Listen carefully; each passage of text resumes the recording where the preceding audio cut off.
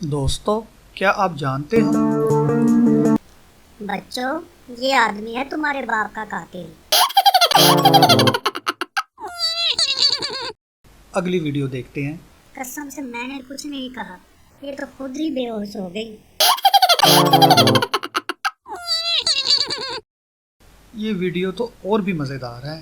पाकिस्तानियों को जब तक धोखे और खोखे का पता चलता है, बेचारे तब तक वो उसे खा चुके होते हैं।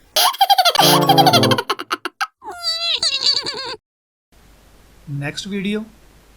छोटे बच्चे की चड्डी और व्हाट्सएप दोनों बराबर हैं, क्योंकि थोड़ी थोड़ी देर बाद चेक करना पड़ता है कि कुछ आया तो नहीं। जी दोस्तों, अच्छी लगी तो एक और वीडियो देखते हैं। शादियों में औरतें एक दूसरे के कपड़े देखकर जलती हैं और मर्द एक दूसरे की बीवियां।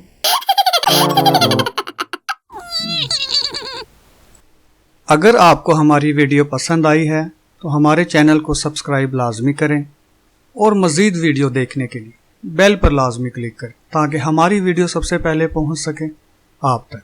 Thanks for watching.